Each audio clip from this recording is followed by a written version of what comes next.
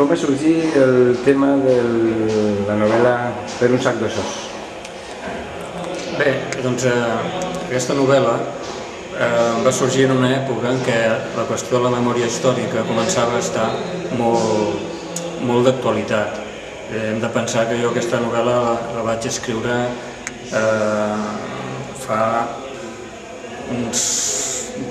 vaig començar a documentar-me i a escriure fa uns 10 anys.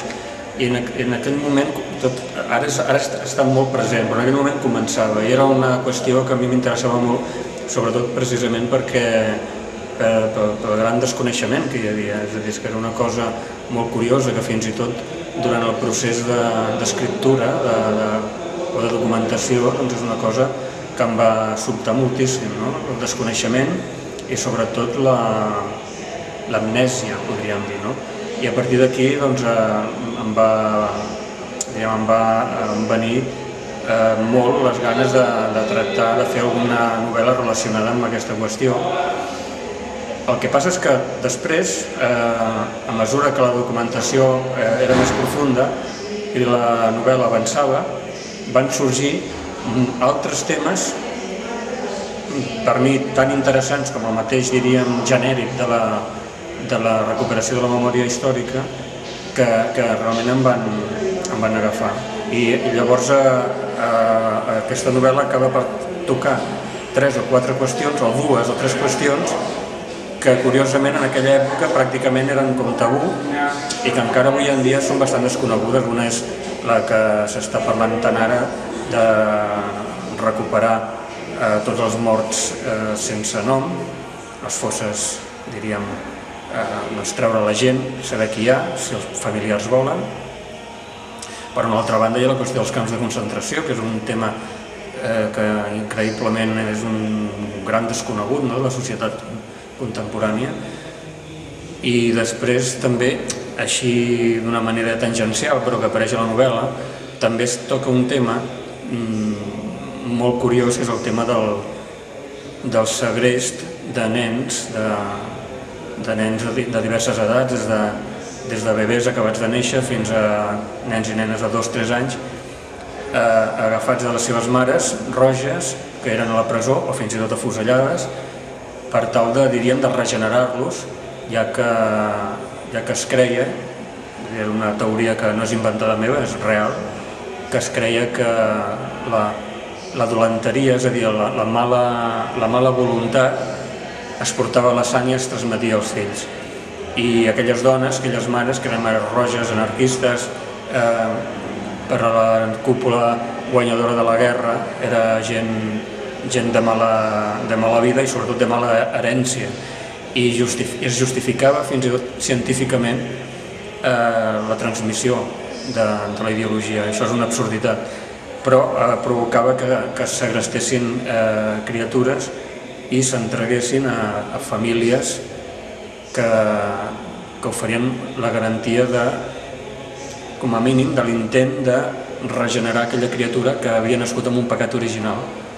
I, en fi, vull dir, tot això va anar sorgint a partir de la novel·la i al final ha quedat una novel·la una mica com de testimoni. I està basat en algun fet real o alguna cosa així? Sí, totes les meves novel·les estan basades en fets reals indirectament, perquè com que hi ha molta documentació, al final la documentació acaba per ser molt important i per tant acaba per remetent molta part de la novel·la a fets reals. Ara, la història en si, diríem, no ha existit, però tot són històries que van existir. Com ha estat això de rebre el Premi Sant Jordi? L'any 2008 ha canviat molt el teu dia a dia, el dedicat a escriure o així? No, o sigui, el Premi Sant Jordi és un premi molt important i ajuda molt, però jo ja porto des de l'any 1987, que vaig deixar la meva feina anterior com a professor d'institut, dedicant-me a la literatura o al món literari, i per sort no depenia, diríem, guanyar el premi o no el fet de continuar escrivint. Ara el premi et dona una tranquil·litat I sobretot, avui en dia, tal com està el mercat editorial, el que et permet és tenir una mica una mica de presència pública superior que fa que la teva novel·la tingui més possibilitats de ser coneguda, perquè amb la literatura catalana ja se sap que això no és fàcil, ni tan sols en els mitjans públics catalans. Per tant, un premi ajuda en tots els sentits, sobretot algú com jo, que tinc un sentit artesanal de la literatura, però al mateix temps professional. Per tant, tots són avantatges i a mi no em cauen els anells mai per reconèixer, diríem, que em presento els premis per aquesta raó. ¿Algún consell per als lectors del Club de Lectura de Poboleda? Has estat a Poboleda, no? L'has visitada alguna vegada? Sí, algun consell, que sobretot que mantinguin l'energia, perquè un club de lectura és una cosa molt més important probablement del que ells mateixos es pensen. I és un fet que està agafant una volada sensacional i avui en dia, amb aquest món globalitzat en què estem vivint, ser un club de lectura acabarà per ser una delicatessen cultural, per tant, que estiguin orgullosos i sobretot que no ho deixin. Molt bé, moltes gràcies. De res.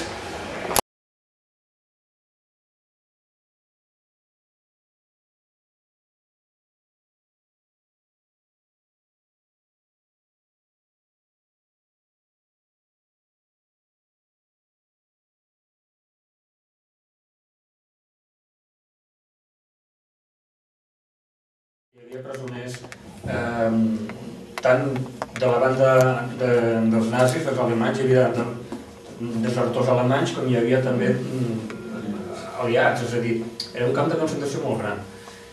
Doncs la meva gran sorpresa va ser quan vaig anar a Miranda de Ebro, que va dir, bé, doncs aniré i faré el treball de camp, jo sempre faig treball de camp i si puc fer-lo així, diríem, in situ, millor, no? Clar, si no, no seria treball de camp, esclar. Doncs la gran sorpresa va ser que ningú volia parlar del tema, però ningú. El camp de concentració no existia, havia desaparegut tot record del camp de concentració. Ara estava ocupat per una gran factoria de productes químics que aproximadament feia el mateix perímetre que el camp de concentració. No hi havia res, ningú volia parlar, no existia, l'Ajuntament, no sabem, o sigui, hi havia una plaqueta molt petita de ceràmica amb una inscripció feta per antics interns del camp de concentració que es devia fer als anys 80, potser, però no hi havia cap camí que conduir a la placa. I la placa ja estava tota envoltada, tota ja desdibuixada per les herbes, o sigui, que no parlem ja de conservació, no, res. O sigui, era ben bé un acte de resistència d'una associació que havien plantat la placa, però que després l'Ajuntament, o sigui, tothom... És a dir, que em vaig trobar en una situació insòlita, perquè jo ja era conscient del tabú, era conscient d'aquesta mena d'amnèsia col·lectiva, però no em pensava que la cosa seria tan forta. Vaig tenir sort i em vaig aconseguir a la biblioteca municipal, un bibliotecari jove, interessat per la qüestió, em donés les senyes d'un historiador local que s'havia especialitzat en l'estudi del camp de concentració i ell havia escrit un llibre i ell l'havia composat i ell l'havia publicat i ell el venia un a un i el podies comprar, no?